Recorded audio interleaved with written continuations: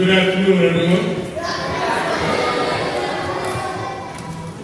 We're going to go ahead and get started because Ms. JoAnne Bland has a full schedule. She's been on the road since early this morning. So we're going to go ahead and get started, although others will be piling in. Hopefully by the time they pile in, Ms. Bland will be in the midst of her rock and roll session. So coming here from all the way from Selma, Alabama, I want to just say thank you, Ms. Bland, for visiting Mount Vernon, New York, on behalf of our great mayor, Sean Patterson Howard, and our beloved Pastor Tisha Ranch. Thank you very much. Right now, I'd like to introduce you to 4 outstanding young people part of the White Cartwright Track Program and our after-school program. Mr. Ibrahim Conte. Yeah, it's okay. Mr. Alan Smith. Mr. Najee Gonzalez. And Mr. Andrew Sayre.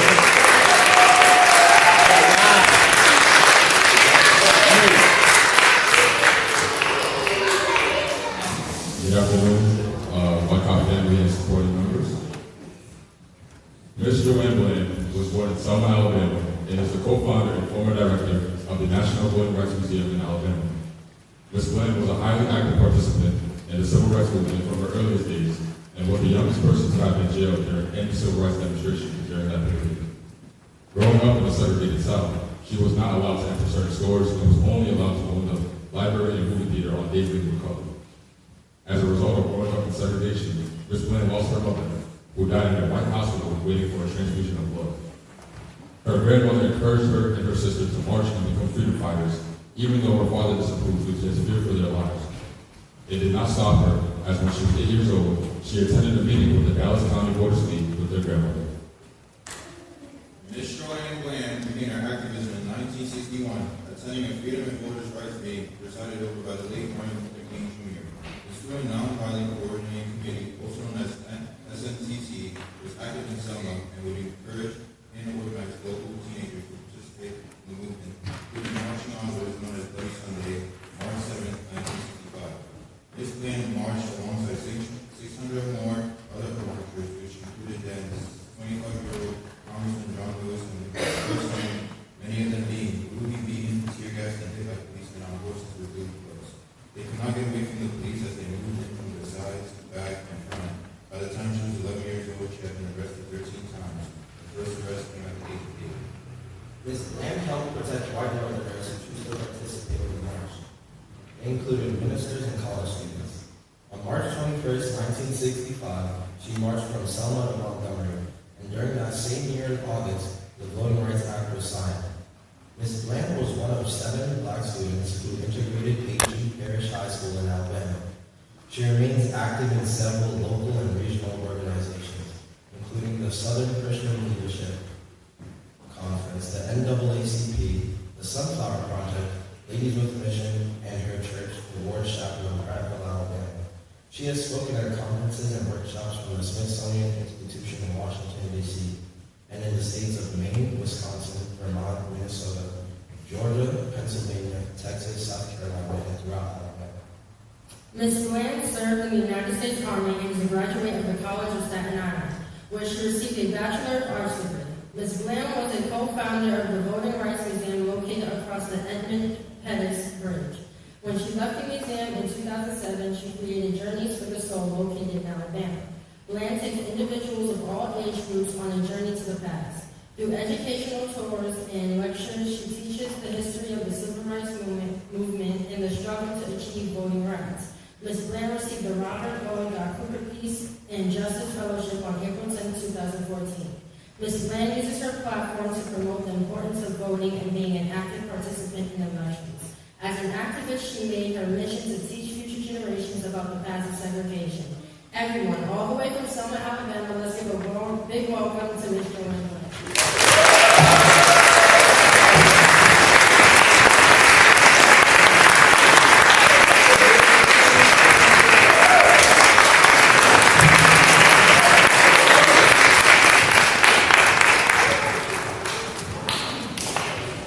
Really not wonderful. Let's give them another round of applause.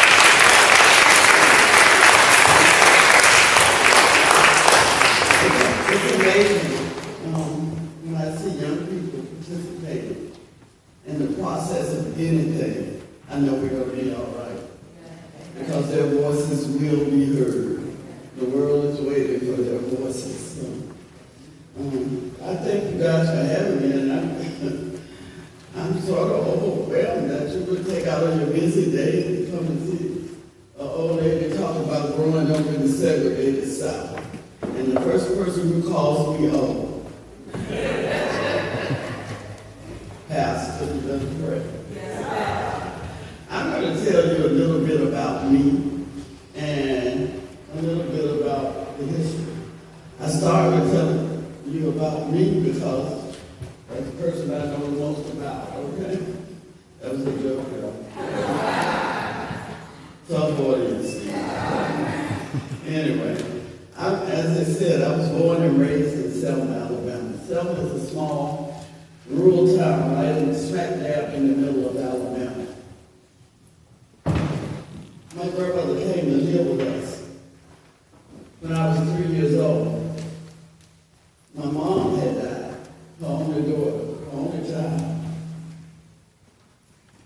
My grandmother came to the funeral. You see, my mom needed a blood transfusion. And I grew up during segregation.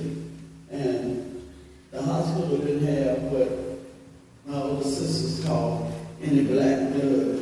I don't know what that is, so don't ask me. The blood had to be ordered from Birmingham, Alabama, which is 90 miles away, and sent to Selma on the bus.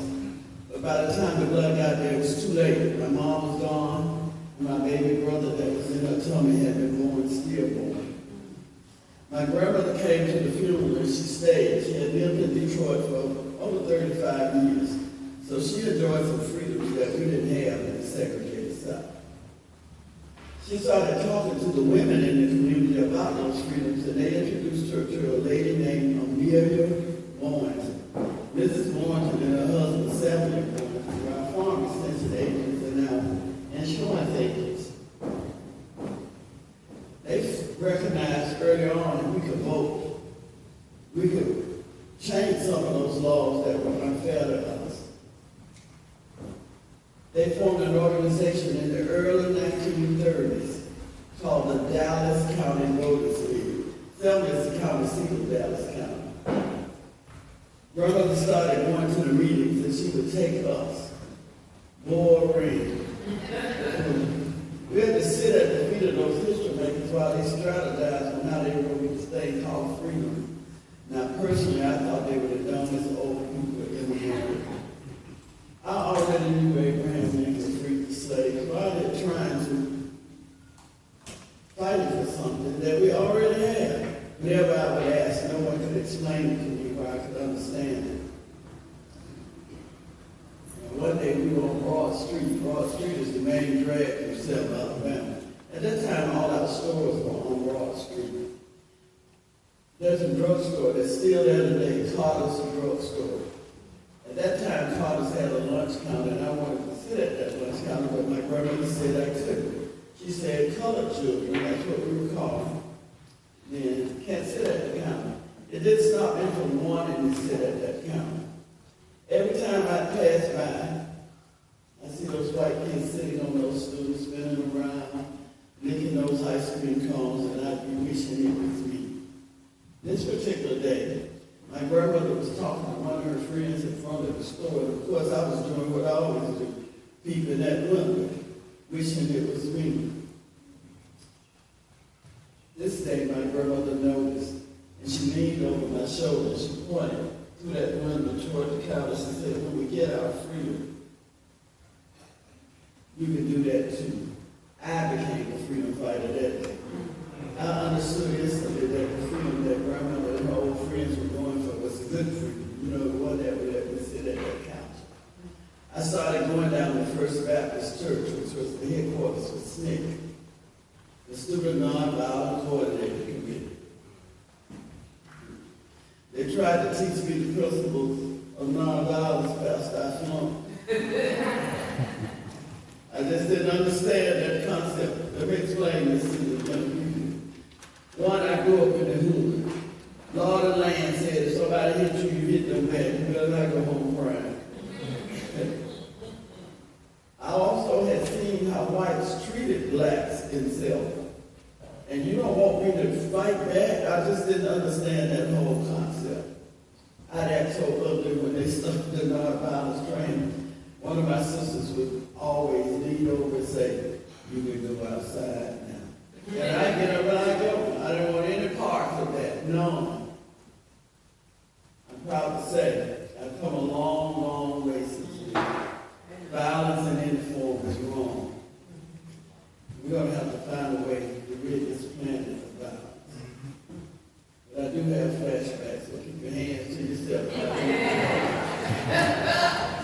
I like the marching, though.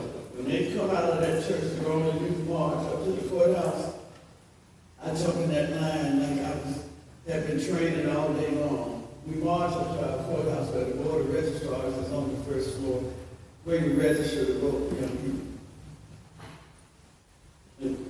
Sometimes they see us coming and lock the doors. You know, most of us were not old enough to register. It didn't matter. We would kneel on the steps and someone would say a prayer to the prayer, asking them to lift the hearts of those evil men, so our parents could vote for us until we could vote for ourselves. You know, that got old quickly. They started rolling yellow school buses up in front of the courthouse and loading us up on those buses and taking us to jail. They would put us in cells that were supposed to hold 1 to 2 people. I've never been in a cell that had less than 20 and upward, all jammed up in this tiny, tiny space. If you were lucky or unlucky enough to get to bed, you didn't sit there long. The mattress was gone. It was just that metal frame. It had that little lip in front, you know, that little piece in front to keep the mattress from sliding off. It didn't feel good on the back of your thighs at all. The toilet, right there, just right there, no privacy. Our food, dry beans. For those of you who cook beans, I've seen them being cooked. You know, you can't just open that pack. That must be God calling. You can't just open that pack and put them in the water. You got to pick out the stuff you can't eat. You know, the rocks, the dirt, the insects, the grass. Who did that for us? I think they took pride in bringing you a plate with a huge rock sitting right in the middle. Those things were done to break our spirits, but we were as low as we could go. They let us out, we go home, take a bath, eat a good meal, and I'd find out I still did not sit at that counter, and I'd be right back up in their faces. Oftentimes going back to jail the same day. By the time I was 11 years old, I had been in jail 13 documented times. And I'm sorry, son, I was not the youngest. It didn't matter how old you were. If you were there, they put you in those cells. In December of 1964, a letter of invitation was written to a man named Dr. Martin Luther King Jr., inviting him to Selma. As you study Dr. King's movements, you'll know that he never went anywhere he wasn't invited. The people had to invite him in. He just didn't show up one day and say, "I'm here." Only you guys were there to tell me. That was a joke. I think they're catching on right now. Anyway, you also find out that Dr. King never went anywhere that was not already organized. And Selma was no exception. Dr. King chose Selma, my hometown, to be the headquarters for the battle for voting rights in these United States. Now, Dr. King brought exactly what he was supposed to bring to every meeting. I call it the 3 M's. He brought money. No revolution can be fought without finance. Amen. He brought motivation. To this day, when I hear his voice, I want to get up and save the world. And he brought the media. Without those 3 ingredients, even today, you can't have any change. Things really heated up then. He brought in his lieutenants and he stationed them in counties all around us throughout what we call the Alabama Black Belt. He sent Reverend James Orange to Perry County. Perry County is a small rural county approximately 30 miles west of us. Marion is the county seat. In Marion, Reverend Orange found it easier to organize students. I thought that parents worked for the same people who were trying to keep us from getting the right to vote. They marched on their courthouse and were arrested, all of them, including Reverend Orange. Reverend Orange himself told me a state trooper came into the area where he was housed with a rope. On the end of that rope was tied a noose. Reverend Orange said the trooper put it over the top of the cell and positioned that noose within his cell. He said he had to sit there all day, knowing it may be his last day on earth. That evening, they let the children out. They kept Reverend Orange. A mass meeting was being held at a church approximately 2 blocks from the jail. The children ran into the church and disrupted this meeting. They said, you have to do something. You have to do something now. The people in the church decided that they would walk down to that jail and walk around it all night long. In hopes that their mere presence would save this man's life. When they left the church, they were attacked and brutally beaten by law enforcement officers. A young man named Jimmy Lee Jackson emerged from the church just in time to see a state trooper beating his grandfather, his 82-year-old grandfather. Jimmy ran over and pleaded to this trooper for him not to beat his granddad. But Jimmy's mom saw him beating her dad too, and she ran over. As she approached, a trooper drew back the billy club and hit her. And Jimmy did exactly what I would have done. He stepped in front of his mom. That trooper shot him. Jimmy died 8 days later. It was then that the leaders decided to walk from Selma to Montgomery to protest this young man's sister's death and demand the right to vote from our then governor, George Washington. On March 7th, we gathered on the playground of George Washington Carver Home, and led by John Lewis and Jose Williams, walked down Broad Street and over the F.M. Pettis Bridge and met a wall of policemen. And that line stopped. John Lewis asked permission to pass. The policeman said there would be no march between Selma and Montgomery. You have 2 minutes. This person go back to your home or your church. In less than 15 seconds, they attack. Now, I had never experienced violence. Marching was fun to me. I like the spirit of the movement. The songs, the chants, being with my friends, not going to school. I liked all of that. When I crested that bridge and I could see across, I saw policemen lined all the way across all 4 lanes of Highway 80, right up under the first traffic lights. I knew then that we were not going to make up that day.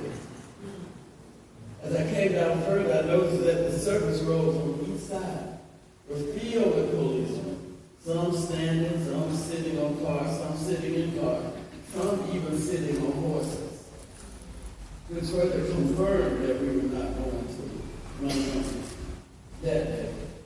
I was too far back in the line to hear or see what was happening. I didn't need to. I was a warrior. I knew that when John and Jose got to that line of policemen, one of them would ask permission to pass. It would be denied. John and Jose would go down on their knees, we would follow suit. One of them would lead us in prayer. And after prayer, we'd stand and go back to where we started from. Either plan a new strategy or you just regroup and come right back. I'm standing there waiting for the front to go down, and suddenly I hear gunshots and screams. I think they're killing the people out front. Before we turned around, it was too late. They came in from both sides, the front and the back, and they were just beating people. Old, young, black, white, male, female, it didn't matter. People lay everywhere bleeding, not moving, as if they were dead. And you couldn't stop to help them, or you could beat them too. It seemed like it lasted an eternity. You could outrun those men on foot.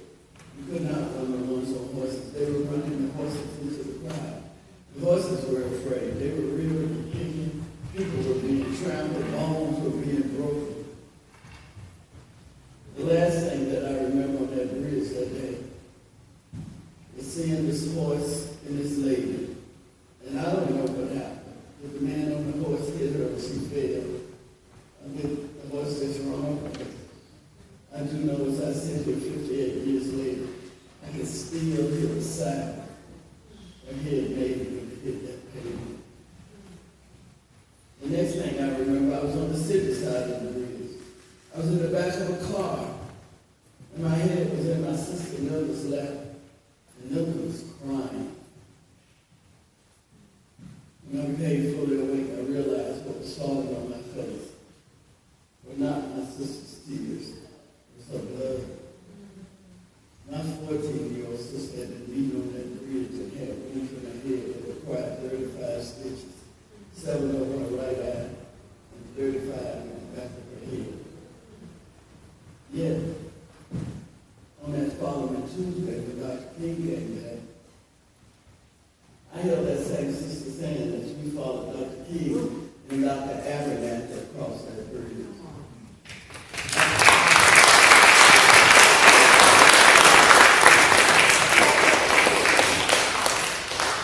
I'm not ashamed to tell you, when I crossed that bridge, I didn't want any more freedom. When I could see across and I saw that same scene I had seen that Sunday, I tried to come back. Whatever the cost of this freedom was just a little too much for this 11-year-old. My sisters wouldn't let me. They kept talking, trying to coax me across. Finally, I remember one of them saying, "Come on, let not read Dr. King." I went, but I was terrified. This time, Dr. King himself asked permission to pass. The policeman told him the same thing. There would be no march between Selma and Montgomery. But this time, the front went down. Dr. Abernathy led us in prayer. And after prayer, we stood and followed Dr. King and Dr. Abernathy back to Brown Chapel AME Church, where Dr. King held a mass meeting. At that mass meeting, he told us he had applied for a court order that would give us the legal right to walk from Selma to Montgomery if we so wanted to. But more importantly, be protected. That order was signed on March 17 by a judge in Montgomery named Frank Johnson. And on March 21st, we left Brown Chapel one more time, came down Broad Street and over that same Edmund Pettus Bridge. And those same policemen who beat us up on the 7th had to protect the marches all the way from Selma to Montgomery.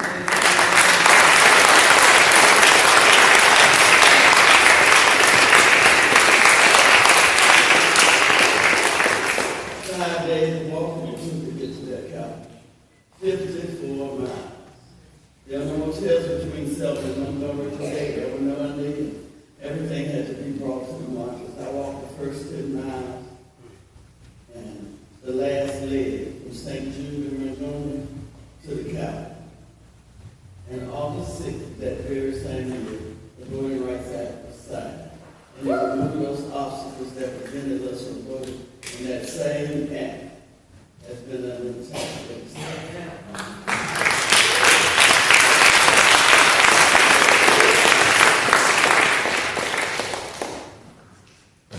Thank you. I'm so full right now. I want to thank you guys, not just for you coming, but the babies.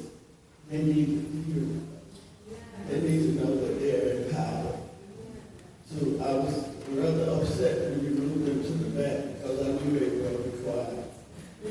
I've been doing this 34 years, but I didn't want them going back and forth, so I didn't push the point. But they need to learn our history as soon as they start to talk.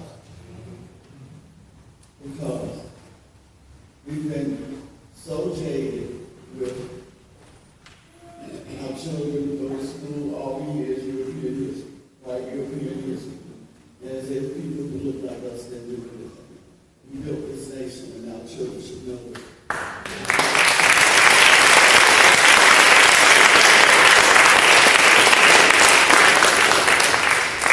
So keep them involved, please, and take you again for bringing it. I'll take questions now, if it's okay. Let's see who's the nosiest.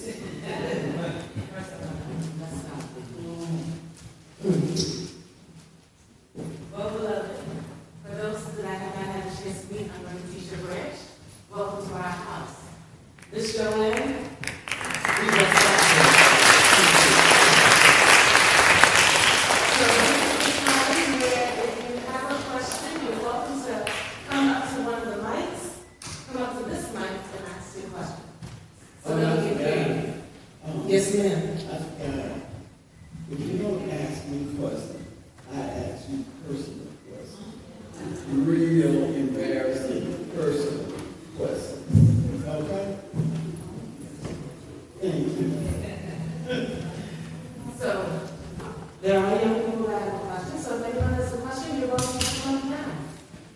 Can I tell you about government? Yes, ma'am. You know, Dr. King loved young people. He recognized our potential, you know?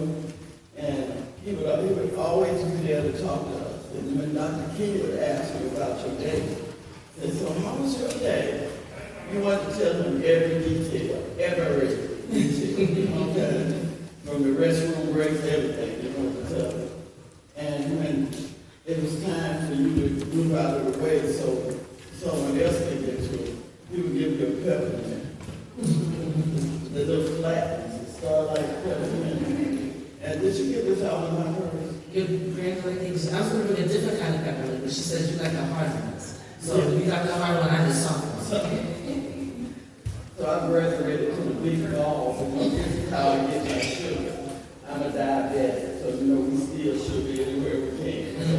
I went from the flatness to the big one, but my purse is always filled.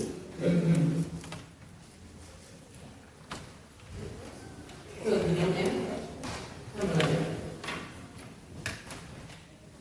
How are you, young man? You can take my call. Can you reach it? Good job. We'll say who you are. My name is Sally Williams. I go to Lincoln Elementary down the block. And I was wondering if, did you say you were part of the NAACP? Yeah, What role did you play in the NAACP? I'm a member of our chapter. I've been president of our chapter. They have chapters all over. And we still, you know, I'm pretty active, dude. And I see something wrong, I have to say something. They call me a troublemaker itself. And I like it because I make good trouble. Good job. Okay? Thank you for your question. You're wonderful.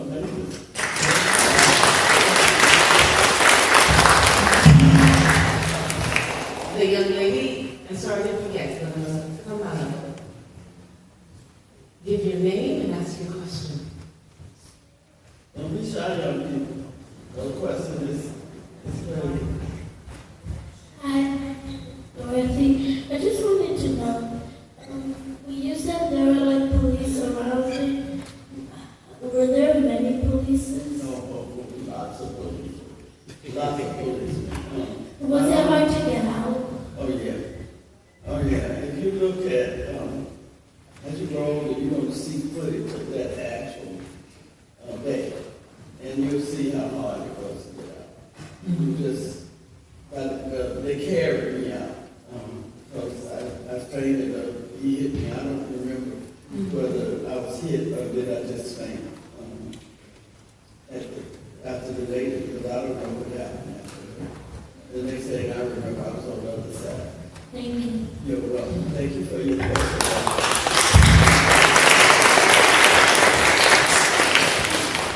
Who else has a question? Come, Leah.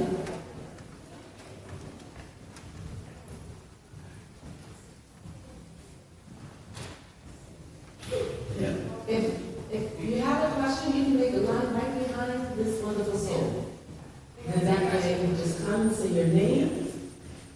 Go ahead, tell them mine. Say your name.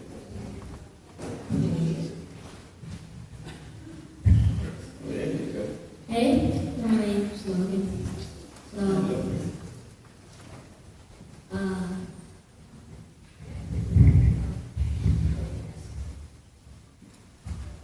please.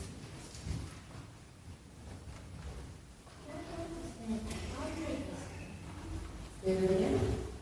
So what doctor said, how did it go? I didn't understand. You said, come one time, say, how did it go? How did what go? What doctor said? Oh, when the police came, I make sure I have the question right, though. When the police came and she got out, you wanted to know how did it go? Yeah. So, how did it go? How did you get out? Is that, They carried me out. I fainted. Knocked unconscious. Either way, I had a bump on my head. So I don't know where it came from, whether they hit me and I passed out, or did I just pass out from the sound? Because I remember the sound of the lady head hitting that pavement, and that's the last thing I remember. But after that, we went home. When we ran past our home, because the same man who beat us up on the bridge followed us back home. So we ran to the church because we thought we would be safe. We were not. We came into the church and started beating us. What happened at that bridge that stopped at that bridge? Oh, yeah, go ahead. So what did you do at home? what do I do at home? I teach this history. You want to come and see me? It's a good thing that you said probably, because at the end of this, I'm going to have a suggestion for all of us. But you are onto something, lovely. I agree. Thank you, everyone. Before we turn off, Did you have a shirt on? She's been to Jubilee. It's pretty interesting. If you haven't read it, I can tell you. I know Monica, and you just so And a what's few your years name? ago. Oh, I'm so sorry. This is my church. This is my pastor. This city, this is our mayor that we're hoping to be reelected. My name is Nelda Bianca Basil, and I remember being so excited when I heard that there was a run to mirror Dr. King's Selma to Montgomery. I jumped up for joy. I had no way how to get to Alabama, and then I found out I couldn't land in Alabama, and I had to do this, that, and the other. But all of the hurdles was not an issue, because it was getting to Alabama to get on that bridge. And when I got there, John Lewis was still alive. He had a entourage come down, and they kind of just immersed themselves. I met the Delters. I didn't know who they were. My sisters. Yeah, they were phenomenal. They were phenomenal. It was just so exciting, and to be part of that history. I remember when we ran from Selma, and we were on the road, because we have to be on the highway. A lot of it is on the highway. And the men on the trucks were going, yeah! Just pushing us on. It was just wonderful. What an experience. As you can see, my t-shirt is pretty worn out. But I just kept it because I'm hoping that we can come together and do it again. I hope so. And of course, I will you up. Thank you so much. Thank you. Thank you.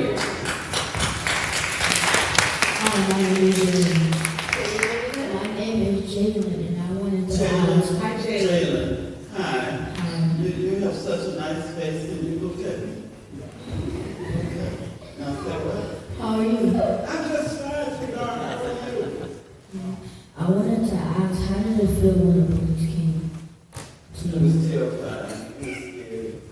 Very scary. I also want to ask, how did it feel when the white people didn't like how black people looked or something? Well, that's a good question. I only encountered bad things when I left my area of love. Because everybody where I live looked like me. And the only time I got bad treatment was when I left there, right? And I don't know, I question a lot of things, why I couldn't do a lot of things, since the other kids were doing it, their skin just didn't look like me. I think the world, United States was designed to make people of color feel inferior. And it's our job to make sure you know, though, and that you're superior. Okay? Yeah.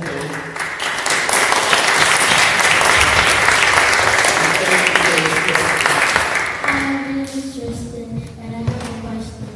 My question is, how was Martin Luther King like back then?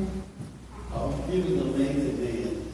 He's just like what you see in films and pictures, but he was also an everyday man. You know, he wasn't always up in the pulpit doing these wonderful speeches. He would play games with you. You should have seen him take off his coat and do hopscotch and dress you. I have another question. How did you feel when he died? I was hurt. It was, you know, it was as though one of my close relatives had died. And then the next day, my grandmother made me go to school. And I integrated this high school. Only like 7 other blacks there. And it was not a good day for me the next day. I think that day was the worst day of my life, but they wouldn't let us stay home. They made us go to school. And I'm glad they did, because I think it made me who I am.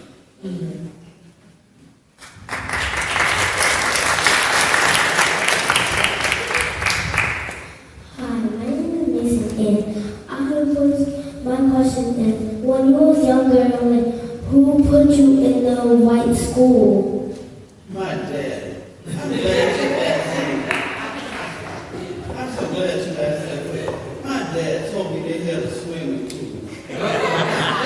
And said my older sisters could go to this hotel that opened a swimming pool for young people, but older teenagers, right? I didn't know how to swim. The crowd was older, but I wanted to go. And he said, when I learned how to swim, I could go. Now I'm not going to learn how to swim if I don't get to a pool. So he don't let me go to that pool, and then he tells me that they have a pool. I believe it because they had a tennis court. And at that time, tennis and swimming was considered a white sport. Okay? So he fooled me over there. It took me a while to forgive him, but I did.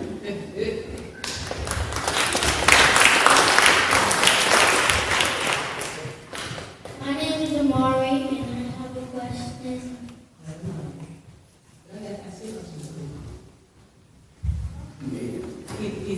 He's getting it. Take your time.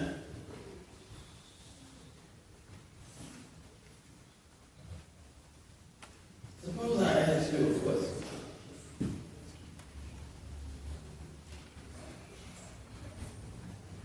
Who are you standing with in that picture? That's John Lucas. John Robert. He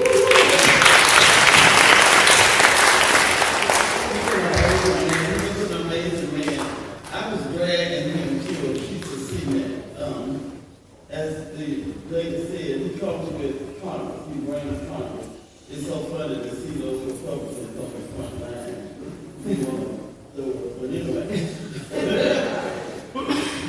Anyway, they were at Brown Chapel. And I grew up in Brown Chapel. That's my church.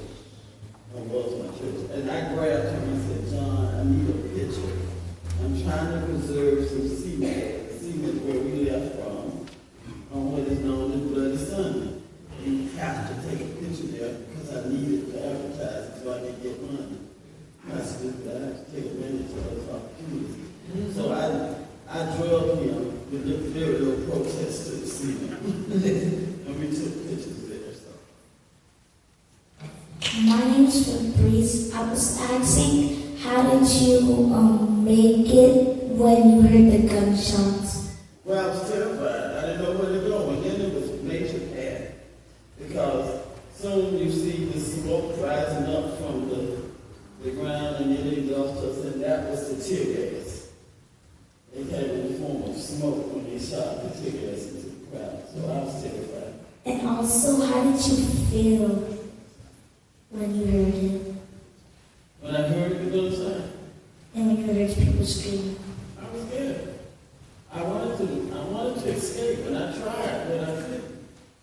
Because they had surrounded us. Okay? Thank you for your question. My name is Paige, and I wonder if I asked if you had a chance to do a lot of activities. When I was a kid or now? Okay. Of course, I had a normal childhood. I just marched, I went to jail. I thought I was shooting. I played hopscotch, sports square. I even shot marbles with my brother. I had a good time. Played jacks. You don't know anything about what I'm talking about. Softball, and I went to school. I had friends. I went to church. It was amazing. I had a good childhood. Thank you, Karen. Do you remember? I saw you come. Okay, I saw I that. saw That this. up. I saw 3 kids come. One was come, so come take your line, and then after that, the gentleman is the first one. Oh, you see, get on the helmet.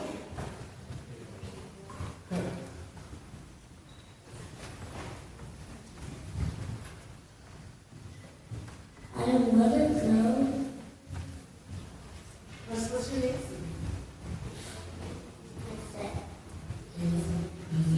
Yes, nice to meet you. And I want to know that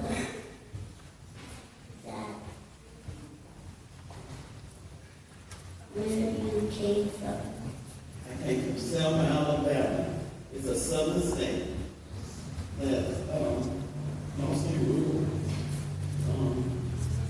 And in fact, soon you'll know what red and blue means. So it's a red state, and we're still struggling there. It's a good state. Okay? So I'm going to need your help. I need you to learn where we've been so you can take us where we need to go, okay?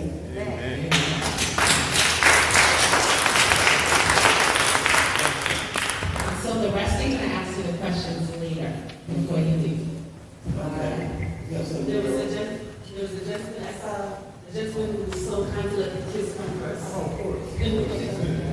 Hey, Ms. Bland, good seeing you again. Same here. You'd like us, you'd like to still have to give us your name. Oh, I'm Jeff Watkins, and my question is in your thoughts on the reflections of the brutality that you experienced and the traumatic incidences that you experienced. And I was just, now that we're learning more and reading books about generational trauma and how different anxieties and traumatic experiences take physical form. Being that, and I was ex-military, and I've seen friends of mine that have committed suicide due to PTSD. And I think you've experienced much more. I mean, not to be comparative, but you've experienced a lot more at a younger age. So I was wondering, throughout your years, how has mental health and healing, how you've gone about healing, and where we talked about the foot soldiers of Selma at your last event.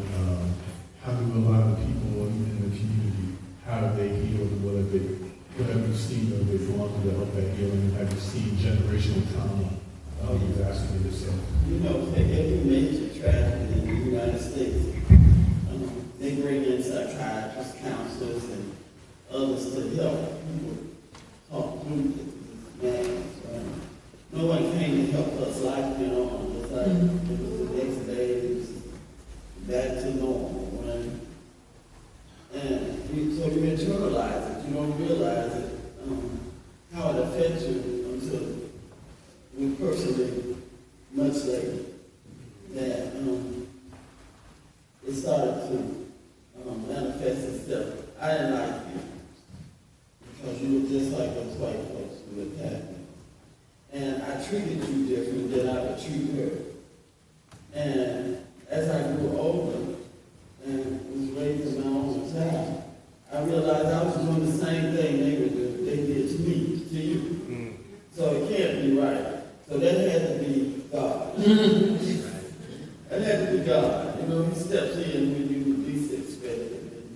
You don't have to call him. He knows it started me to thinking, if I fought that in the 60s, why am I continuing it with him? And then my son told me that he didn't think I liked white people. I said, oh, I got lots of white friends. I have lots of white friends. What about eating? You play around all the time, da, da, da. He said, yeah, but remember that time? It seemed as every time I had an altercation with people who didn't look like me, my baby was with me. So he formed the opinion that I hated white people. That, and I didn't know how deep it was. And when I came home, this organization called 21st Century Youth Leadership Project, my nephews were going there. And they decided that they wanted him to come too. So you know you gotta go where your baby go to see what's happening. So I went. And I was so surprised that they were doing things in the community. You know, addressing the ills and sitting there talking like grown folks about what is wrong in the community and strategizing on it, how they were going to make it go away. So I started telling them about, you know, in the 60s we did this, and in the 60s we did that. And I felt good giving them that advice, right? And before I knew it, I was the executive director of 21st Century. And had a whole bunch of crump snatchers around me, right? And then out of that came the National Voting Rights Museum. But we didn't have any money when we opened the museum. We kept waiting and waiting. And we put it together without money. The homemade museum, right? Presidents have walked into that little homemade museum. But I developed a tool that would take you around to the sites. And then I would tell that same story you just heard. And I realized it was therapy. Mm-hmm. And I made people pay for it, girl. So over the years it was a release, right? I got better and better. God's not through with me yet. Still, I hope to grow as long as I'm on this earth. Yes. But I'm a long, long way from where I was. My sister Linda, you couldn't make her talk about this 10 years ago. You couldn't make her, if she was in this audience 10 years ago, she would have been moving, I mean, ugly crying, right? I kept telling her how it made me feel. And she finally started. Now I can't shut her up. She's written it's a play, and she's the stuff. So, and so now we're encouraging others, but we still have lots of people who will not talk about it. It's too painful. Not talk about it. But it's been therapy, and I thank you for the opportunity to utilize you and make you my therapist. There's another question. If you don't mind, I'm mindful, I get the sense that the mayors have to move, and they're going to give a proclamation now. So Pastor. Yes, Selma.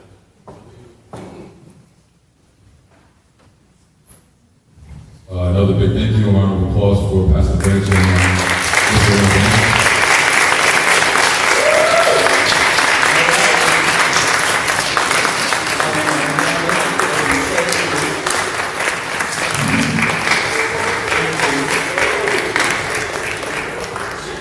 At this time, I would like to introduce our mayor, Ms. Shawn Patterson Howard, and also Ms. Crystal Collins, Director of Policy and Programs at Washington County, who will be presenting this plan with the presentation of our committee.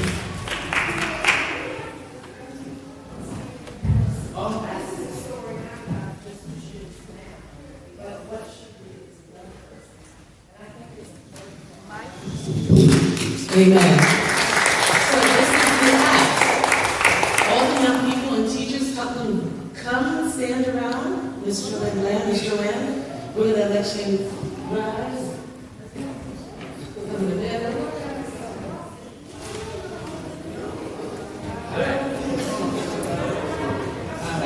Thank you.